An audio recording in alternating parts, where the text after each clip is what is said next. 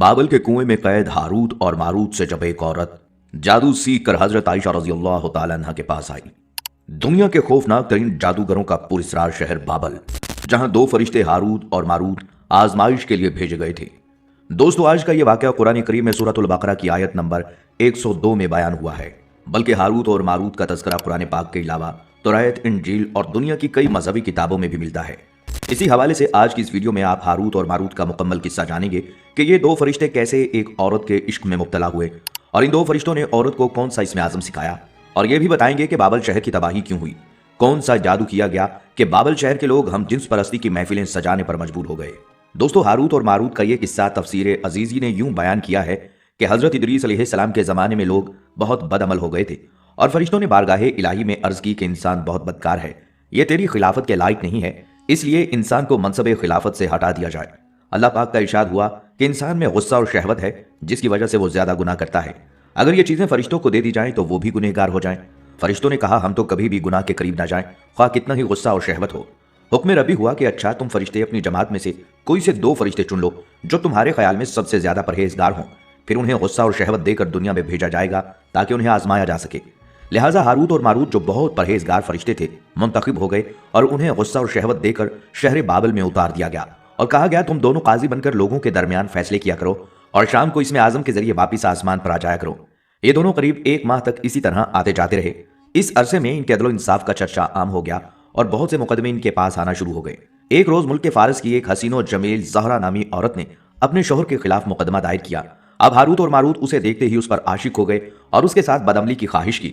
उस औरत ने कहा, मेरा और तुम्हारा दीन अलग अलग है और मेरा शौहर बहुत गैरतमंद है, अगर उसे पता चला तो वो मुझे कत्ल कर देगा, इसलिए अगर तुम अपनी ख्वाहिश पूरी करना चाहते हो तो पहले मेरे शौहर को कत्ल करना होगा और जिस बुत की मैं पूजा करती हूं उसे सजदा करना होगा। इस औरत की शराइत सुनकर दोनों ने इनकार किया। औरत तो वापिस चली गई, लेकिन उन दोनों के दिल में इश्क की आग भड़क गई। कुछ रोज तो उन फरिश्तों ने बर्दाश्त किया। एक रोज मजबूर होकर उस औरत को मुलाकात का पैगाम भिजवाया। उसने फौरन इन दोनों को मिलने के लिए बुलवाया। जब ये दोनों वहां पहुंचे तो खूब बनाओ सिंगार करके बैठी थी। उसने कहा कि मुझे पता चला है कि तुम दोनों इसमें आजम जानते हो, तो अपनी ख्वाहिश के हुसूल के लिए या तो मुझे इसमें आजम बता दो, या इस बुत को सजदा करो, या मेरे शोहर को कत्ल करो, या शराब पी लो। दोनों फरिश्तों ने सोचा कि इसमें आजम तो इसरार इलाही है, इसे फाश नहीं किया जा सकता। इसी तरह बुत को सजदा करना या किसी को कत्ल करना गुनाह कबीरा है, इसलिए चलो शराब लाओ, हम शराब पी लेते हैं। जब वो दोनों शराब पीकर मस्त हो गए तो उस औरत ने उन दोनों से बुत को सजदा भी करवाया, अपने शोहर को कत्ल भी करवाया और इसमें आजम मालूम करके सूरत बदल कर आसमान पर जा पहुंची और हक ताला ने उसकी रूह को जोहरा सितारे से मुत्तसिल कर दिया। दूसरी जानिब जब हारूत और मारूत को होश आया तो वो इसमें आजम भूल चुके थे और अपने किए पर नादम और शर्मिंदा थे। अल्लाह ताला ने फरिश्तों से फरमाया कि इंसान मेरी तजल्ली से दूर रहता है, लेकिन ये दोनों तो हर शाम हाजिर बारगाह होते थे, फिर भी शहवत से मगलूब होकर गुनाह कर बैठे, तो अगर इंसान से गुनाह सरजद होता है तो इसमें क्या ताज्जुब की बात है। यह सुनकर तमाम फरिश्तों ने अपनी खता का इकरार किया और इंसानों पर लान तान करने की बजाय उनके लिए दुआए मगफिरत करने लगे, क्योंकि इंसान अल्लाह के हिजाब में होने के बावजूद उसकी इबादत करते हैं, लेकिन ये नफसानी ख्वाहिशात हैं जिनके सबब उनसे गुनाह सरजद हो जाते हैं। और जो नेक लोग अपनी तमाम जिंदगी अल्लाह के रास्ते पर गुजार देते हैं उनका अल्लाह के नज़दीक बहुत बुलंद मकाम है, फरिश्तों से भी बुलंद बरतर। बहरहाल दोस्तों, इसके बाद हारूत और मारूत हजरत इदरीस अलैहिस्सलाम की खिदमत में पेश हुए और अल्लाह के हुजूर माफ़ी की दरख्वास्त की। आपने दोनों के लिए दुआए मगफिरत की, जिसके कई रोज बाद अल्लाह की तरफ से जवाब आया कि इन दोनों को इख्तियार दिया गया है, चाहे तो दुनियावी अजाब कबूल कर लें या आखिरत का। उन्होंने सोचा कि दुनिया का अजाब एक ना एक दिन खत्म हो जाएगा, लेकिन आखिरत का अजाब ना खत्म होने वाला है, इसलिए दोनों ने दुनियावी अजाब कबूल कर लिया। लिहाजा अल्लाह ताला ने हुक्म दिया कि इन दोनों को लोहे की जंजीरों में जकड़कर बाबल के कुएं में औंधा लटका दिया जाए। इस कुएं में आग जल रही है और फरिश्ते बारी बारी उन पर कौड़े बरसाते हैं और प्यास की शिद्दत से उनकी जुबानें बाहर को लटक रही हैं और यह अजाब उन पर क़यामत तक यूं ही शदीद रहेगा और आखिरकार उनको निजात मिलेगी। बल्कि हदीस में इस वाक़े का जिक्र कुछ इस तरह से है कि हज़रत आयशा रज़ी अल्लाह तआला अन्हा फरमाती हैं, रसूलुल्लाह सल्लल्लाहु अलैहि वसल्लम की वफ़ात के थोड़े अरसे बाद दोमतुल जंदल के बाशिंदों में से एक औरत मेरे पास आई। वो रसूलुल्लाह सल्लल्लाहु अलैहि वसल्लम से मिलकर जादू के मुतल्लिक कुछ चीज़ पूछना चाहती थी। हज़रत आयशा रज़ी अल्लाह तआला अन्हा फरमाती हैं कि जब उस औरत ने रसूलुल्लाह सल्लल्लाहु अलैहि वसल्लम को नहीं पाया तो मैंने उसे इस कदर रोते हुए देखा कि उसके रोने की शिद्दत से मुझे तरस आ गया। वो औरत कह रही थी कि मुझे डर है कि मैं हलाकत में जा पड़ी हूँ। यानी हज़रत आयशा रज़ी अल्लाह तआला अन्हा ने इस वाक़े की तफसील पूछी तो उसने बताया, मेरा शौहर मुझसे दूर चला गया था, फिर एक बूढ़ी औरत मेरे पास आई तो मैंने उससे अपने हाल का शिकवा किया। उसने कहा, अगर तू वो सब कुछ करे जिसका मैं तुझे हुक्म दूं तो तेरा खामिन तेरे पास लौट आएगा। मैंने कहा, हाँ मैं करूंगी। जब रात हुई तो वो मेरे पास दो स्याह कुत्तों को लेकर आई। उन कुत्तों में से एक पर वो खुद सवार हो गई और दूसरे पर मैं सवार हुई। इन कुत्तों की रफ्तार ज्यादा तेज न थी। हम चलते रहे, यहाँ तक कि शहर बाबल पहुंच कर रुके। वहां दो आदमी अपने पैरों से हवा में लटके हुए थे।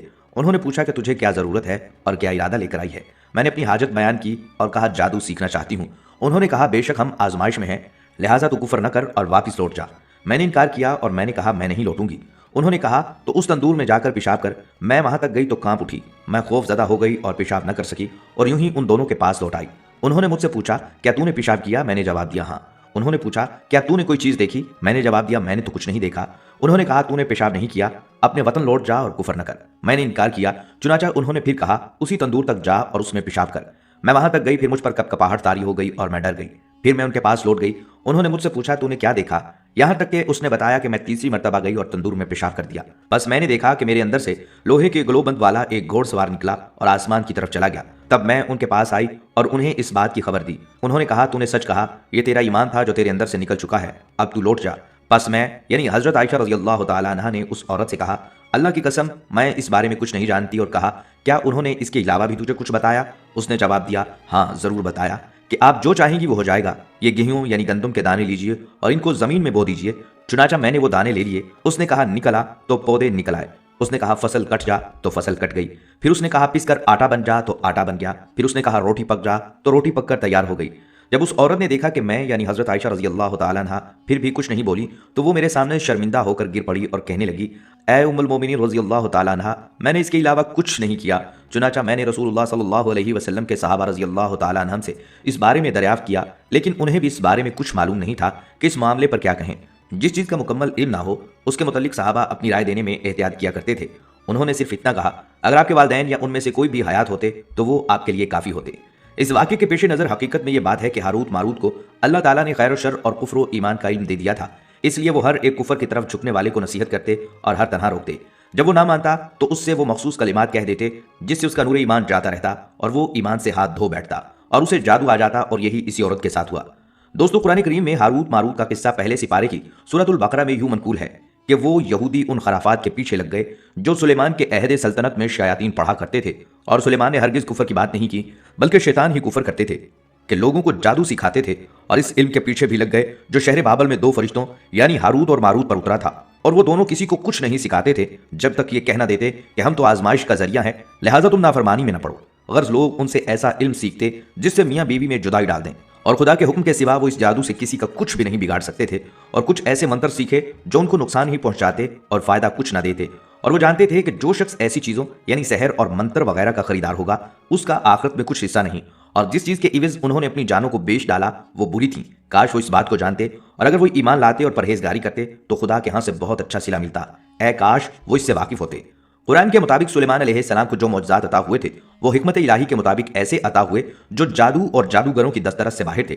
مثلا اللہ تعالیٰ نے تمام سرکش جنوں کو آپ کے لیے مسخر کر دیا تھا، اور سلیمان علیہ السلام ان جنوں سے سخت مشقت کا کام لیتے۔ ہوائیں آپ کے لیے مسخر تھیں جو آن کی آن میں آپ کا تخت مہینوں کی مسافت پر پہنچا دیتی تھیں۔ پرندے بھی آپ کے مسخر تھے اور آپ ان سے بھی کام لیا کرتے تھے۔ آپ پرندوں کی بولی سمجھتے تھے اور پرندے بھی آپ کی بات سمجھ جاتے تھے۔ جب سلیمان علیہ السلام فوت ہوئے تو ان شیطان یہودیوں نے کہا کہ سیدنا سلیمان علیہ السلام تو یہ سب کچھ جادو کے زور پر کرتے تھے، اور اس کی دلیل یہ پیش کی کہ سلیمان علیہ السلام کے دفتر میں جادو کی بے شمار کتابیں موجود ہیں۔ گویا جو کام سلیمان علیہ السلام نے اس فتنہ کے سدباب کے لیے کیا تھا، ان یہودیوں نے اسی فتنہ کو ان کی سلطنت کی بنیاد قرار دے کر ان پر ایک مکروہ الزام عائد کر دیا۔ اس مقام پر اللہ تعالیٰ نے اسی الزام کی تردید کرتے ہوئے فرمایا کہ یہ کفر کا کام سلیمان نے نہیں کیا تھا بلکہ ان شیطان لوگوں نے کیا تھا جو جادو سیکھتے اور سکھاتے تھے۔ دوستو جادو اور عملیات کے ذریعے اپنے اہداف اور کامیابی حاصل کرنے کے معاملے میں بنی اسرائیل کی یہود قوم ہمیشہ سر فہرست رہی، بلکہ تاریخ میں سب سے زیادہ جادو کے ذریعے کام لینے اور اس کی شیطانی طاقتوں پر یقین رکھنے والی یہی ایک قوم ہے۔ لہٰذا سلیمان علیہ السلام کے جادو کو روکنے کے لیے اس اقدام کے بعد اللہ تعالیٰ نے یہود کی ایک دوسرے طریقے سے آزمائش فرمائی، اور وہ یہ تھی کہ بابل شہر میں جہاں آج کل کوفہ ہے 2 فرشتوں ہاروت اور ماروت کو پیروں فقیروں کے بھیس میں نازل فرمایا تھا، اور اس آزمائش سے مقصد یہ تھا کہ آیا ابھی تک یہود کے اذہان سے جادو ٹونے ٹوٹکے کی عقیدت اور محبت زائل ہوئی ہے یا نہیں۔ جب یہودیوں کو ان پیروں فقیروں اور بابل میں آمد کا علم ہوا تو فوراً ان کی طرف رجوع کرنے لگے۔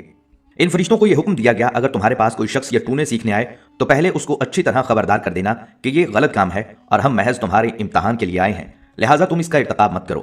پھر بھی اگر کوئی سیکھنے پر اصرار کرے تو اسے سکھا دینا۔ چنانچہ جو لوگ بھی ان کے پاس جادو ٹونے سیکھنے آئے تھے فرشتے اسے پوری طرح متنبہ کر دیتے۔ लेकिन वो इस कुफर के काम से बाज ना आते और सीखने पर इसरार करते और ऐसे टूने टोट के सीखने वालों के उन फरिश्तों के यहाँ हुजूम लगे रहते। जबकि कुरान पाक में इसकी ताकीद की गई थी। वो जिन्नात चूंकि हजरत सुलेमान अलैहिस्सलाम के ताबे थे, इसलिए बाज लोगों ने हजरत सुलेमान की निस्बत से इन जिन्नात की बातों पर यकीन करना शुरू कर दिया और इनके बताए हुए अमल करना शुरू कर दिए। इस तरह काले जादू या सफली अमलियात की बुनियाद रखी गई। लेकिन सूरतुल बकरा की आयत नंबर 203 में अल्लाह ताला इरशाद फरमाता है, सुलेमान अलैहिस्सलाम ने कोई शिरक नहीं किया और उनका जिन्नात से अमलियात से कोई ताल्लुक न था। ये जिन्नात शयातीन नक्शा सुलेमान के नाम से अमलियात करते, जबकि अल्लाह ताला ने कुरान पाक में उन सबको सुलेमान अलैहिस्सलाम से गैर मंसूब करार दिया है। तो इस मुआशरे में बदआमाली का राज बढ़ता चला गया और मुआशरा हर किस्म की अखलाकी बुराइयों का शिकार होता चला गया। बल्कि रवायात में लिखा है कि इराक के शहर बाबल में 3000 कबल मसीह जादू का बहुत जोर था। इस इलाके का पूरा नाम कलदानिया है, आजकल इसे काल्डिया कहते हैं। चूंकि इस इलाके के कदीमी लोग जादूगरी में मशहूर थे, इसीलिए अंग्रेजी में कॉल्डियन बमानी जादूगर कहा जाता है। तारीख शाहिद है कि अहले बाबल की तबाही उनका वो गैर फितरी जिनसी तर्ज अमल था जिसे उन्होंने अपने मजहब की असनाद के साथ अपनाए रखा। अहले बाबल के मजहब में मर्द और औरत का जिनसी मिलाप, गली गली में फहाशी के मुजाहिरे, हम जिन्स परस्ती और शहवानियत का ये आलम था कि लोग खास खास मौके पर सरेआम हम बिस्तरी करना सवाब समझते थे। तवाइफें, कस्बियाँ, कसदियाँ और प्यारियाँ शहर भर में भारी तादाद में मौजूद थीं। अहले बाबल आए रोज जिनसी त्यौहार मनाते और रकासाएं कस्बियाँ बुतों के आगे अलिफ नगार रक्स करती। अजीमुल हैबत पत्थर और पीतल के बुत उनके देवी और देवता थे। ये देवता अपने साय में अपने चाहने वाले नौजवानों का जिनसी मिलाप और हम बिस्तरी का तमाशा देखते। बाबल को तसव्वुरात ने ममलिकतों की खातून, शहरून की दुल्हन, फाशा अक़वाम, कसदियों का मुल्क, देवताओं की महबूबा के अलक़ाबात से नवाजा। बाबल के लोग दिन भर अपनी दाश्ताओं को लेकर घूमते और जब दिल चाहता सरे बाजार बोसो किनार करते। बाबल में एक बहुत बड़ा बाजार था जिसे बाजार ऐश कहा जाता था, जहां जवान औरतें मर्दों को जबरदस्ती पकड़कर जवान जिस्म का नजराना पेश करती। मशहूर मुर्रख अस्ट्राबू के बकौल शहर बाबल में 40,000 औरतें जिस्म फरोशी के पेशे से वाबस्ता थीं। घरेलू औरतें भी अपने खामंदों से हटकर गैर मर्दों से जिनसी ताल्लुकात मजहबी फरीजा समझकर कायम करती। बुतों के सामने कबारी नंगी लड़कियों का रक्स उनके मजहब का हिस्सा था और देवी देवताओं के बुतों के सामने खसूसन जेरा देवी के बड़े मंदिर हैकले जेरा में देवी के बड़े बुत के हुजूर कबारी लड़कियां अपने पहले जिनसी मिलाप का मुजाहिरा करती और यूं उनका अकीदा था कि कवारियों की इज्जत लुटते देखकर देवी देवता खुश होते हैं। अक्सर देवी देवताओं के बुत बरहना होते और संग तराश उनके जिनसी आज़ा को इस तरह नाप तोल कर बनाते कि चाहने वाले के मिजाज अपने खुदाओं को देखकर ही जिन्स ज़दा हो जाते। बाबल में जगह जगह नीलाम घर थे जहां कनीजें और लौंडियां फरोख्त होती। आम औरतें दो दो नाम इस्तेमाल करती, एक घरेलू नाम और दूसरा जब किसी गैर मर्द से जिनसी ताल्लुक कायम करते वक्त मर्द को बताने के लिए दूसरे नाम में जिनसी कशिश होती, मसलन पैगाम मोहब्बत, नर्मो गुदास, रस भरी जैसे पुरकशिश नाम। दोस्तों, बाबल के लोग माबूदाने बातिल के परस्तार थे। उनके ख्याल में ये माबूद आसमान की फजाओं में रहते थे और ये लोग अपनी किस्मत का ताल्लुक इनसे समझते थे, इसलिए वो नजूम शनासी में बड़े माहिर थे।